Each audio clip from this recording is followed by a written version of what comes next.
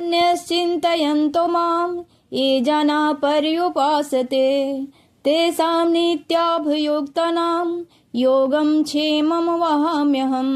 जय सनातनी में आप सबका एक बार फिर से स्वागत है। भगवत गीता के अनुसार बुरे वक्त में हर इंसान को कुछ काम करने चाहिए।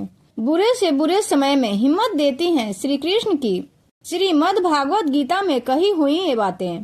बुरे से बुरे समय में भगवत गीता की ये बातें हमें याद रखनी चाहिए। भगवान श्री कृष्ण ने गीता के 9वें अध्याय के 22वें श्लोक में कहा है कि जो मनुष्य मेरे मन लगते हैं, मेरे पर ध्यान करते हैं, निष्भाव से मेरी पूजा करते हैं, मैं उनको वो प्रदान करता हूँ जो उनके पास नहीं है, साथ ही जो उनके पास है मैं उनकी रक्षा करता हूँ। भागवत गीता के 9वें अध्याय के 22वें श्लोक में लिखा है, अनन्य चिंतयन्तो माम ये जना पर्युपासते तेषां नित्याभियुक्तानां योगम क्षेमम वहाम्यहम्।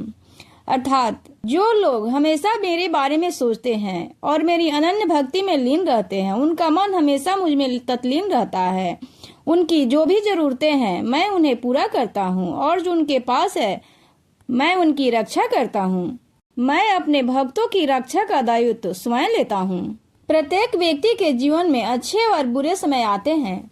अच्छे समय का तो चर्चा सब लोग करते हैं, लेकिन बुरे समय के बारे में प्रायः सभी चर्चा करते हैं। अक्सर लोग कहते हैं मेरा समय बहुत खराब चल रहा है, समझ में नहीं आ रहा है क्या किया जाए, कैसे अपने बुरे समय को अच्छे समय में बदला जाए। लेकिन सच तो यह है कि दो चीजें ऐसी है जिसे बुरे समय में करने चाहिए।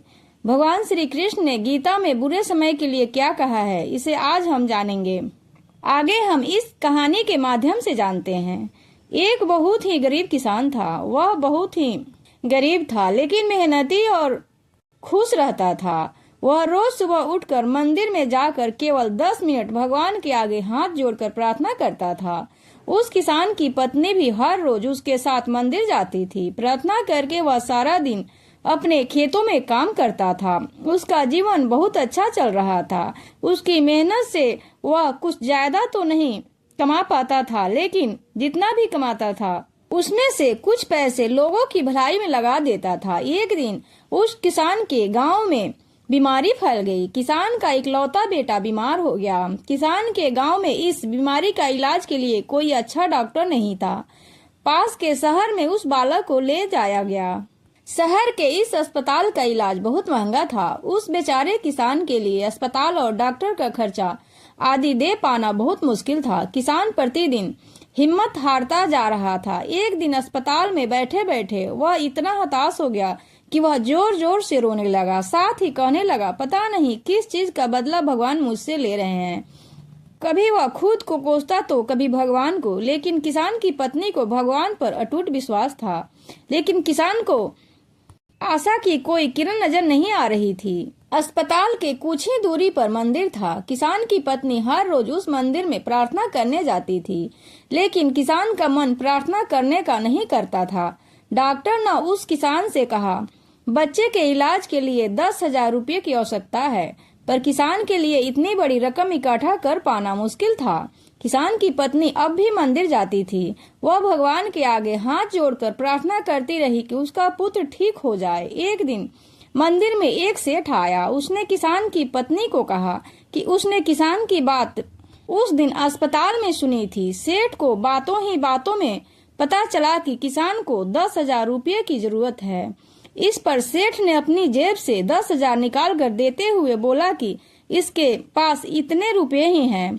साथ ही सेठ ने कागज पर अपना नाम पता लिखते हुए कहा, अगर उनको और पैसे की जरूरत है तो वे बेहिचक मांग ले। महिला ने उत्तर दिया, इस कागज की कोई आवश्यकता नहीं है। वो जानती है कि ये पैसे उसको किसने भेजवाए हैं। जिसने उसे ये पैसे दिए हैं वह परमात्मा उनका हमेशा ख्याल रखेंगे। इस तरह कहते हैं अटूट विश्वास, ये सबसे जरूरी है जिसे हम अक्सर खो देते हैं। भगवान श्री कृष्ण गीता के 9वें अध्याय के 22वें श्लोक में कहा है कि जो मनुष्य मेरे मन लगाकर सच्चे मन से मेरा ध्यान करते हैं, मैं उनकी वो प्रदान करता हूँ जो उनके पास नहीं है। साथ ही जो उनके पास है मैं उनकी रक्षा करता हूँ। इसलिए यह जरूरी है कि हमें बुरे वक्त में भी परमात्मा पर भरोसा रखनी चाहिए।